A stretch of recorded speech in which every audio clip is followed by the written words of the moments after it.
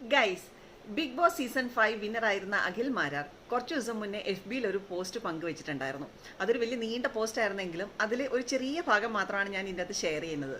Big ബോസിൽ പോകുന്നതിന് മുന്നേ പുള്ളി കുറച്ച് കാർഷിക ലോണും അതേമാതിരി 2 വീലർ ലോണും ഒക്കെ എടുത്തിട്ട് അതൊക്കെ തിരിച്ചടയ്ക്കാൻ പറ്റാതെ പുള്ളി ഒരുപാട് സ്ട്രഗിൾ ചെയ്തതും പുള്ളിയുടെ സിബിൽ സ്കോർ താഴെ പോയതും ഒക്കെ അതിൻ്റെ അകത്ത് ഡീറ്റെയിൽ ആയിട്ട് പറഞ്ഞിട്ടുണ്ട്.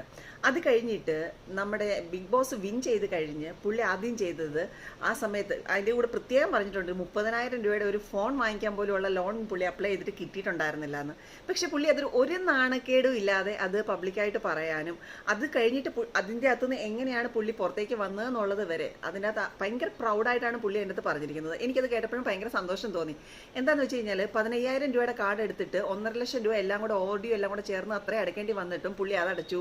അതേമാതിരി 7,000 രൂപയുടെ ലോണിൽ 45,000 രൂപയൊക്കെ അടച്ച് എന്ന് വെച്ചാൽ ബാങ്ക് എത്രയാണോ അതിൻ്റെ അകത്ത് അടയ്ക്കാൻ പറഞ്ഞത് ആ എമൗണ്ട് ഒക്കെ ഒരു മടിയില്ലാതെ പുള്ളിക്ക് വേണമെങ്കിൽ പറയാമായിരുന്നു ഇപ്പം ഞാൻ സെലിബ്രിറ്റിയാണ്, പുള്ളിയുടെ ഇൻകം കൊണ്ടിട്ട് വേണമെങ്കിൽ എനിക്ക് വേറെ ലോൺ ഇല്ലാതെ തന്നെ ഇതൊക്കെ വാങ്ങിക്കാം എന്ന് വിചാരിച്ചെങ്കിലും ശരിക്കും പറഞ്ഞു കഴിഞ്ഞാൽ പുള്ളിക്ക് നല്ല കൂർമ്മ ബുദ്ധി ഉള്ളത് കൊണ്ടിട്ടാണ് പുള്ളി അതെല്ലാം ചെയ്തതെന്ന് എനിക്ക് തോന്നുന്നത്. കാരണം എന്താണെന്ന് വെച്ച് കഴിഞ്ഞാൽ ബാങ്കുകളുടെ അല്ലെ NBFCസിൻ്റെ സർവീസിനെ ഏറ്റവും നന്നായിട്ട് യൂസ് ചെയ്യാൻ വേണ്ടിയിട്ട് തന്നെയാണ്. കാരണം പുള്ളി ബിസിനസ്സിലും ഇപ്പം ഫിലിമിലും ഒക്കെ ഭയങ്കര ആക്റ്റീവായിരിക്കുന്ന ഈ സമയത്ത് പുള്ളിക്ക് എത്ര ഫണ്ട് റേസ് ചെയ്യാൻ പറ്റും പുള്ളിയുടെ ഇഷ്ടപ്രകാരം പുള്ളിയുടെ ആഗ്രഹങ്ങൾക്കനുസരിച്ച് പുള്ളിക്ക് ജീവിക്കാൻ വേണ്ടിയിട്ട് ഈ നമ്മുടെ ചുറ്റുവട്ടമുള്ള ഈ സപ്പോർട്ടിനെയൊക്കെ പുള്ളി കറക്റ്റായിട്ട് അതിനകത്ത് യൂസ് ചെയ്യാൻ വേണ്ടിയിട്ടാണ് പുള്ളി ശരിക്കും പറഞ്ഞു കഴിഞ്ഞാൽ ഈ സിബിൽ സ്കോർ നന്നായിട്ട് മേലോട്ട് വരാൻ വേണ്ടിയിട്ട്. ഇപ്പം പുള്ളി പറഞ്ഞ ഒരു ലാസ്റ്റ് പറഞ്ഞൊരു സെൻറ്റൻസ് നിങ്ങൾ വായിച്ചോന്ന് എനിക്കറിയത്തില്ല. അതിൻ്റെ താഴെ പുള്ളി എഴുതിയിട്ടുണ്ട് ഇപ്പം ബാങ്കുകൾ വന്നിട്ട് 50 ലക്ഷം വേണമെങ്കിൽ ക്യാഷ് ലോൺ തരാം എന്ന് പറഞ്ഞ് പുള്ളിയുടെ പുറകെ നടക്കുവാണെന്ന്. അത് ആക്ച്വലി പുള്ളിയുടെ ഒരു കോൺഫിഡൻസ് ആണ്. കാരണം പുള്ളി ഒരു വട്ടം നമുക്കൊരു മിസ്റ്റേക്ക് പറ്റി നമ്മുടെ സിബിൽ സ്കോർ താഴെ പോയി എന്ന് വിചാരിച്ചിട്ട് പുള്ളി എന്നാൽ അത് പോട്ടെ ഇപ്പം എനിക്ക് ഇനി ആവശ്യമില്ല എന്നല്ല പുള്ളി വിചാരിച്ചത്.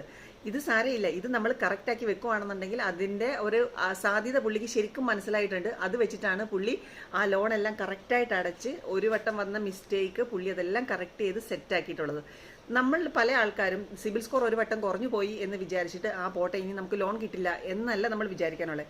നമുക്കൊരു വട്ടം ഇതേപോലത്തെ പ്രോബ്ലംസ് പറ്റിയിട്ടുണ്ടെങ്കിൽ നമ്മൾ ബാങ്കുമായിട്ട് സംസാരിച്ച് നമ്മളെക്കൊണ്ട് തിരിച്ചടയ്ക്കാൻ പറ്റുന്നതാണ് എങ്കിൽ അതെല്ലാം ക്ലോസ് ചെയ്തിട്ട് നമുക്ക് വീണ്ടും സിബിൽ സ്കോർ കൂടിയിട്ട് വീണ്ടും ലോൺ അവെയിൽ ചെയ്യാൻ പറ്റും. കുറച്ച് ടൈം കൺസ്യൂമിങ് ആണെന്ന് മാത്രമേ ഉള്ളൂ. അപ്പോൾ അഖിൽ മാരാരെ കൂട്ട് ഒരു സാധാരണ മനുഷ്യനായിട്ട് വന്നിട്ട് ബിഗ് ബോസ് വിൻ ചെയ്ത് അത് കഴിഞ്ഞിട്ട് പുള്ളിക്ക് ഉണ്ടായിരിക്കുന്ന ലൈഫ് ലെസണിൽ നിന്ന് ഇത്രയും കാര്യങ്ങൾ പുള്ളി ചെയ്യാവുന്നുണ്ടെങ്കിൽ നമ്മളെക്കൂട്ട് സാധാരണക്കാർക്കും ഇതൊക്കെ ചെയ്യാൻ പറ്റത്തില്ലേ?